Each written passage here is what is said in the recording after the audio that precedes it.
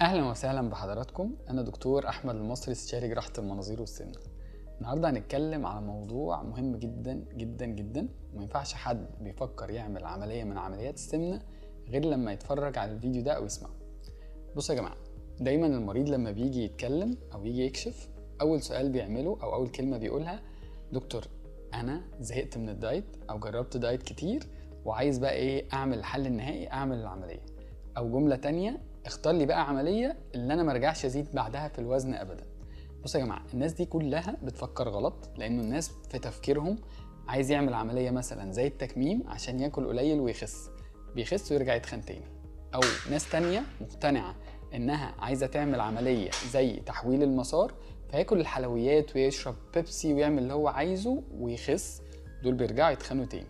طب الجمله الصح ايه؟ اعمل اي عمليه، تكميم، ساسي، تحويل، مصغر، حلق، اعمل اللي انت عايزه.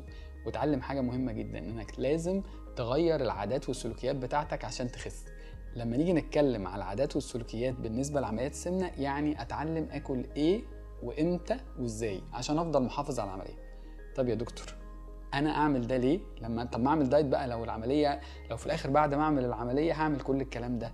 بص، انت في الاول كميه الاكل عندك ارتباط عاطفي مع الاكل. انت كلنا عندنا دايما نقطه ضعف تجاه الاكل. يا اما نوع من الناس بيبقى ايموشنال ايتنج. ايموشنال ايتر ده اللي هو حد كل ما يسترس او يفرح او يزعل عايز ياكل، او حد عنده فود ادكشن بيحب الاكل جدا لدرجه الادمان، او حد بياكل كميات كبيره ومش قادر يبطل الكميات دي، او حد شاره للحلويات والصودا. طب العمليه هتعمل ايه؟ العمليه هتلغي الارتباط العاطفي اللي ما بيني وما بين الاكل. طب عمليه معينه، كل العمليات بتعمل كده. في اول فتره بتلاقي نفسك ما عندكش شغف الاكل الجامد، ما عندكش احساس الجوع، بيبقى قليل قوي، رغبه الحلويات بتقل، رغبه الصودا بتقل في كل العمليات. طيب حلو، طب كده العمليه ساعدتني ان انا اعمل ده. طب ليه بقى بتقولي ان انا لازم برضه اتعلم العادات والسلوكيات؟ لان قوه العمليه مش هتفضل معاك طول عمرها. بمعنى انت اول سنه قوه العمليه مثلا بتبقى 80 او 90%، وانت كمريض 10 او 20%. تاني سنة اللي بيحصل بتنزل قوة العملية تبقى 50 وانت 50. تالت سنة الآية اتعكست، بقيت انت اللي 80 او 90 والعملية هي اللي 10 او 20. طب ايه اللي بيحصل؟ احساس الجوع بيبتدي يرجع تدريجي، بيبتدي اغلب الناس تلاقي عندها كريفنج للحلويات. طب الموضوع ده حصل ليه؟ حصل لان الجسم بدأ يلاقي ان انت نزول وزنك بقى كتير، بدأ يحاول يعوض الموضوع ده. لو انت بتلعب رياضة تبطل رياضة، لو انت ما بتحبش الحلويات تحببك في الحلويات، بلس ان ناس كتيره بتلاقي سهوله في اكل الحاجات دي. طب انا دوري كدكتور ايه؟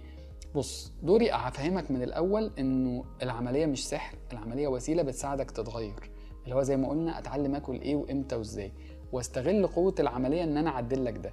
وفي نفس الوقت لو انت مريض بيحب الحلويات بعد فتره، انا ايموشنال ايتر، انا بستريس، انا دوري ان انا اساعدك في الرحله دي ازاي.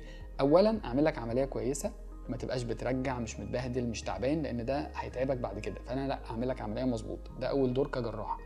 الدور التاني كتغذيه، احط لك بلان ما فيهاش حرمان، فيها توازن.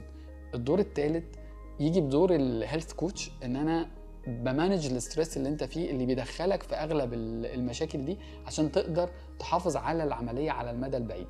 طيب قول لي نصايح تخليني ما بوظش العمليه بتاعتي. بص يا دكتور، انا هعمل التكميم المعدل، انا هحط الحلقه حوالين التحويل، انا هعمل ساسي عشان خاطر دي العمليه اللي ما برجعش تاني. كل ده برضو بيرجع.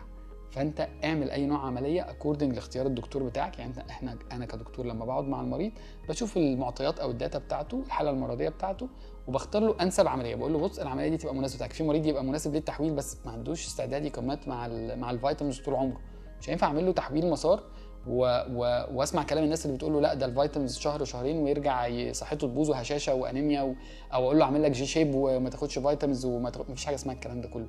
احنا بناخد الفيتامينز مثلا في التكميم سنه بلس اور ماينس، لكن في ناس ممكن تاخد اكتر من كده. في تحويل المسار الفيتامينز موجوده على طول. في الساسي سنه ونص، وبعض الناس التوصيله بتاعتهم بتشتغل اكتر كتحويل، ممكن يحتاجها اكتر من كده. فيعني اللي اقصده ان انت كدكتور بتختار للمريض بتاعك العمليه اللي انسب ليه. الحاجه التانية انك تساعده بقى في الرحله واحده واحده. ايه النصيحه اللي انا عايز اقولها لك؟ انا عايزك تتعلم 3 حاجات. ال3 حاجات دولت هيحافظوا لك على العمليه بتاعتك طول عمرك. اول حاجه، كل اللي نفسك فيه، بس خلي 80% من الاكل بتاعك اكل صحي. الحاجه التانية، بلاش نقنقه.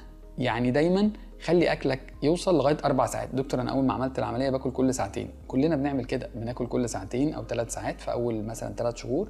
الثلاثه اللي بعدهم ازود الجاب شويه واخليها مثلا كل 3 او 4. ستارتنج من 6 شهور بحاول اخلي الاكل كل 4 ساعات. دكتور بجوع كل ساعه. والله ده جوع كاذب. انت بدليل انك ممكن تبقى في الشغل او بتعمل اي حاجه وتتشغل عن الاكل خالص، ما تحسش باي رغبه للاكل، لكن طول ما انت قاعد فاضي بيجي لك الموضوع ده. عشان كده انا دايما بقول عشان تقدر تاكل كل 3 او 4 ساعات اشرب ميه كتير في النص، اشرب سوائل دافيه من الحاجات اللي ما بتزودش الوزن براحتك في النص، هتشغلك عن موضوع الاكل كل ساعه او 2 ده. ودايما قاوم الموضوع ان انت تاكل كل ساعه او 2. النقطه الثالثه، لما توصل سنه من العمليه ثبت كميه الاكل بتاعتك. يعني ايه ثبت كميه الاكل؟ يعني انا وصلت للسنه وجبتي بقت ربع رغيف مثلا او نص رغيف واتيفر. اما تيجي تاكل ما تحطش رغيف كامل. ليه؟ لو عملت كده هتاكل الربع او النص بتاعك وقطمه، وشهر يعدي قطمه. طب لو انا مركب الحلقه هتقاومك شويه في الموضوع ده، بس برضو ممكن في الحلقه اضحك عليها بايه؟ بالحلويات، البقسماط، الشيبسي، الحاجات اللي هي بتعدي بسهوله. ساعتها مش هيبقى ليها قيمه، انما هي ليها قيمه في الكميات. فدول 3 حاجات هتحافظ عليهم. طيب حاجه كمان تقدر تقولها لي؟ بلاش صودا. الصودا من الحاجات اللي بتشتغل سنترالي على المخ، تزود كريمنج الاكل وبتوسع المعده. دكتور صاحبي بيشرب صودا وما تخنش. بص، ممكن يتخن. واغلب الناس لما بتبدا زياده الوزن من 3 ل 5 سنين بعد العمليه بيبدا يزيد الوزن. عشان كده بيقولوا ان اول 3 سنين هانيمون. انا بقول ان العمليه كلها هانيمون لو انت فهمت ما وراء العمليه، لو انت فهمت العمليه صح وتعلمت تحافظ عليها. حاجه تانية، بلاش حلويات. خلي الحلويات دايما بحساب. لو اتزنقت قوي ممكن تلجا للبروتين بار، وطبعا في بروتين بارز كويسه ممكن ناخد منها، لكن في حاجات كتيره في السوق الكالوريز بتاعتها غلط، مش مظبوطه. فخلي الدكتور التغذيه او دكتورك يقول لك الحاجات اللي ممكن تبقى مناسبه بالنسبه لك. يا رب كلكم عمليات سمنه ناجحه ومحافظين على وزننا دايما. اتمنى اشوفكم كلكم على خير يا رب باذن الله.